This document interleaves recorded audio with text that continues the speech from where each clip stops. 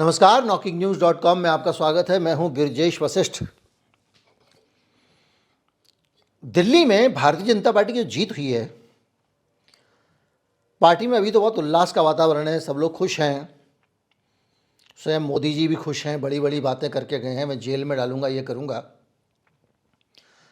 लेकिन भारतीय जनता पार्टी के जो अंदर के नेता और दिल्ली को जानने वाले नेता हैं, बीजेपी के भी और दूसरी पार्टियों के भी, वो क्लोज सर्किल में कुछ और कह रहे हैं।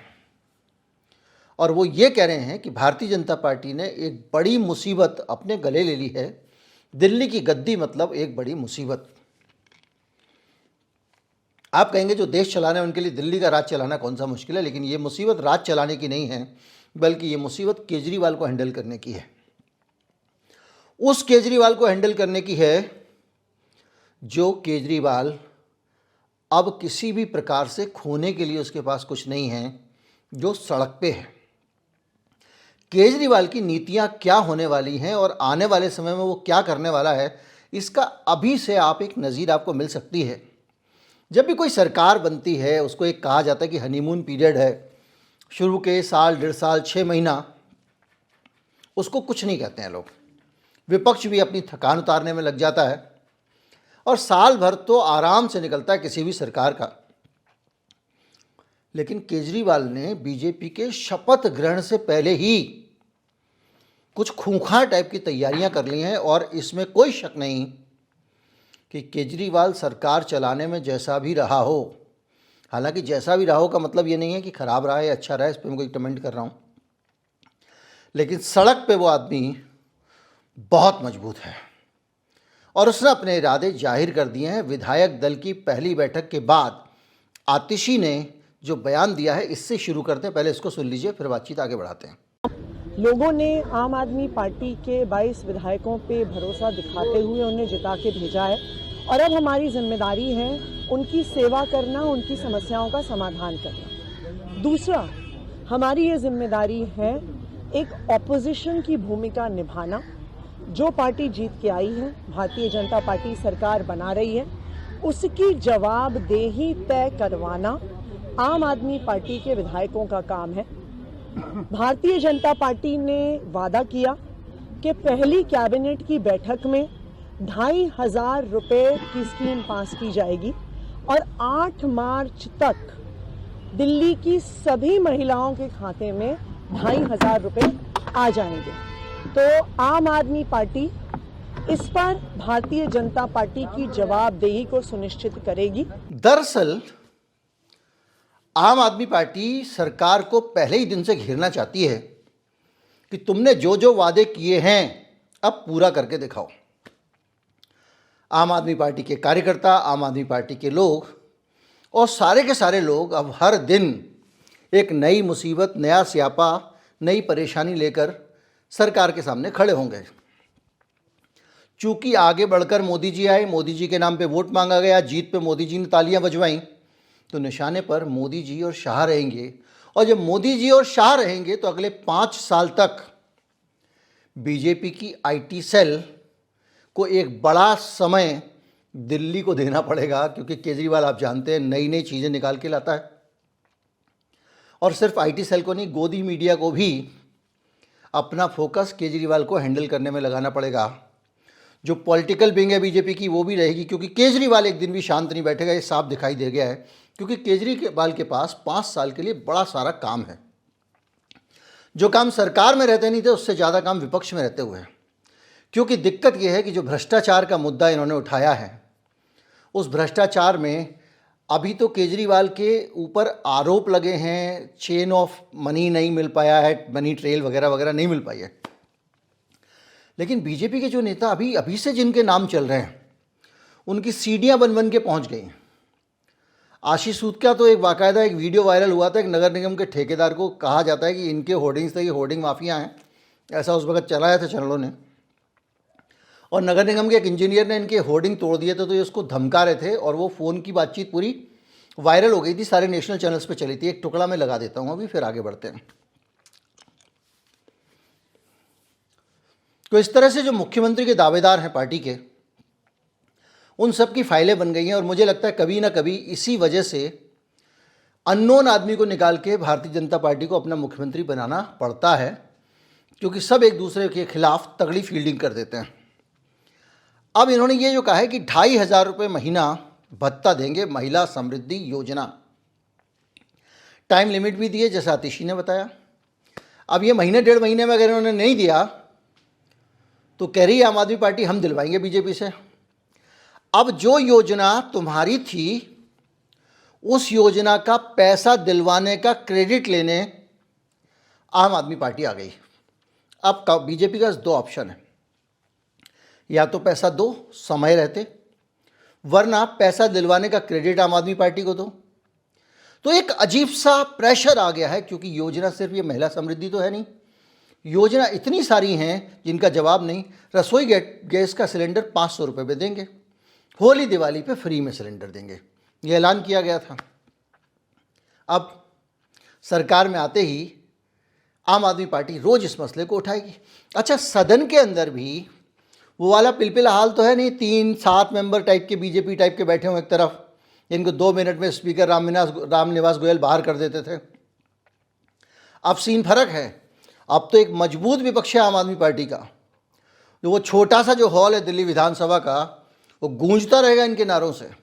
कितने दिन कब कब किस किस को निकालोगे, ये एक बड़ा सरदर्द होगा। क्योंकि मुझे याद है जब भारतीय जनता पार्टी की सरकार थी, जब साहिब सिंह मुख्यमंत्री थे, चरतीलाल गोयल स्पीकर होते थे, जैसे ही जय किशन सुल्तानपुरी वाला खड़ा होता था, चरतीलाल गोयल सबसे पहले उसको बिठाने लग जाते थे। यह सीन था, क्योंकि कांग्रेस एक बड़ा विपक्ष थी। तो वैसे ही आम आदमी पार्टी बड़ा विपक्ष आ गई है। अब ये कहेगी 500 में सिलेंडर लो, महिला समृद्धि योजना दो, और गर्भवती महिला को 21,000 रुपये दो, और 6 पोषण किट आर्थिक सहायता लाओ बेटा। तुम्ही ने ऐलान किया है, तुम्ही ने कहा, और ये वादा करके निकल जाने नहीं देगी आम आदमी पार्टी। तो ये जो नेता है ना, सब पंजाबियों का इलाका है दिल्ली, और आमतौर पे लोग पंजाबी में बात बहुत सारे लोग करते हैं, तो वो कह रहे हैं ये बसुंडी पा लिया, स्यापा पा लिया, या की ले लिया है, सरकार बनवाई कि बनाई क्यों, इससे अच्छा तो ना बनाते हैं। जिसको कहते हैं ना, पड़ी लकड़ी उठा लेना, उड़ता तीर लेना, ये सारे मुहावरे बीजेपी के ऊपर लागू हो रहे हैं। क्योंकि यहाँ पर कोई पावर वावर तो है नहीं। पावर पहले भी बीजेपी ने अपने हाथ में रखी हुई थी, एलजी के पास में थी। विधानसभा किसी की भी बने, चलनी इनकी है नहीं। यहाँ तक कि सदन में बिल लाने से पहले भी एलजी के यहाँ से अप्रूव कराना पड़ता है। तो वो जो सिचुएशन है, उसके बीच में इन्होंने काम ले लिया। अब इस सरकार से, आधुरी ज़रूरी कमज़ोर सरकार से, हालांकि केंद्र का इसको सपोर्ट रहेगा, 60 से 70 साल के सीनियर सिटीजन्स को 2,000 रुपये की पेंशन को 2,500 करो, 70 साल से ऊपर वालों को 3,000 करो, और केजी से पीजी तक फ्री एजुकेशन का वादा कर दिया मोदी जी ने। अब अगर आप दिल्ली में केजी से पीजी तक फ्री एजुकेशन दोगे, तो दूसरे राज्यों में जो अगर ये इतना हंगामा करेंगे, अगर नहीं दिया तो वो देंगे, तो आम आदमी पार्टी बाकी राज्यों में हंगामा करेगी कि दिल्ली में दे रहे हो तो यहाँ क्यों नहीं, क्या हम लोग गए बीते हैं। और ये सबको शिक्षा सबको काम का जो एजेंडा है वामपंथियों का सालों से, ये तो उसका मूल तत्व है ना। इससे अच्छा क्या हो सकता है। इसके अलावा 15,000 रुपये की एक मुश्त सहायता कॉम्पिटिटिव एग्ज़ाम वालों को। इनमें से कोई भी चीज़ अगर नहीं देंगे, आप इसको एक छोटा पॉलिटिकल मामला मत मानिए। सामने आम आदमी पार्टी है, वो हर इशू को बड़ा करना जानती है और बड़ा करती रही है। धरना कुमार सरकार में आने के बाद चुप बैठ गया था, उसने वादा कर दिया था कि अब धरना नहीं दूंगा, लेकिन अब उस वादे से वो मुक्त हो गया है। आम आदमी पार्टी सड़क पे जो मचाने वाली है वो अभी से दिखाई दे रहा है, पहले मीटिंग के बाद दिखाई दे रहा है। एलपीजी सब्सिडी में आपको बता चुका हूँ, आयुष्मान भारत योजना 10 लाख तक का कवर। भैया 10 लाख तक का कवर दोगे और ये कहेंगे कि ये मेरा पेशेंट खड़ा हुआ है, इसको पहले 25 लाख का खर्चा आता था, सरकार मुफ्त देती थी, मोदी जी दीजिए आप 10 लाख दे रहे हो। कई तरह की चीज़ें हैं। ऑटो टैक्सी वालों को 5 लाख का दुर्घटना बीमा, 10 लाख का जीवन बीमा, बच्चों के लिए स्कॉलरशिप, केजरीवाल का वोट बैंक तोड़ने के लिए किया था, घरेलू कामगार कल्याण 10 लाख का बीमा, 5 लाख का दुर्घटना बीमा। इतनी चीज़ें हैं जो बीजेपी बोल गई है केजरीवाल का मुकाबला करने के लिए, और ये सब बोल लेगी तो ना तो रेवड़ी कह पाएंगे मोदी जी, ना कुछ कर पाएंगे। पहले तो कर ही नहीं पाएंगे, पैसे आएंगे कहाँ से, क्योंकि आपने ये कहा कि केजरीवाल की योजना लागू रहेंगी, तो जो केजरीवाल 50% शिक्षा पे लगा दे रहा है, 25% सेहत पे लगा दे रहा है, उसमें तो पैसा बचेगा नहीं। और आप कह रहे हो कि केजरीवाल की कोई भी योजना हम बंद नहीं करेंगे। कौन कौन सी योजना? पानी फ्री, बिजली फ्री, ये सब तो केजरीवाल का है ना। फ्री बस यात्रा, 200 यूनिट तक बिजली मुफ्त, 400 तक सब्सिडाइज्ड, और 31 मार्च तक ये योजना बढ़ा दी जाएगी 25 तक। पानी पर सब्सिडी देने की बात थी, 20,000 लीटर तक मुफ्त पानी देना पड़ेगा। जो महिला सम्मान निधि योजना है, मैंने बताया पहले 1,000 था, 2,500 करना पड़ेगा। तो इस तरह से एक बड़ा चक्र खुद ही चक्रव्यूह में फंस गई है बीजेपी। अब आप अगर ये मान के चले कि नहीं करेंगे तो क्या हो जाएगा, तो ये देखिए, ये कांग्रेस पार्टी नहीं है, ये आम आदमी पार्टी है, ये केजरीवाल है। और इसके जो वर्कर इससे रूठे हैं, जो घरों से नहीं निकले इस चुनाव में सिर्फ इसलिए क्योंकि केजरीवाल जरा अलग लेवल पे प्ले कर रहे थे। अब केजरीवाल जब आसमान से गिरेंगे तो वहीं अटकेंगे, उसी खजूर पे, उन्हीं कार्यकर्ताओं के। तो कार्यकर्ता शुरू में भले ही रूठें, बाद में वो साथ हो लेंगे।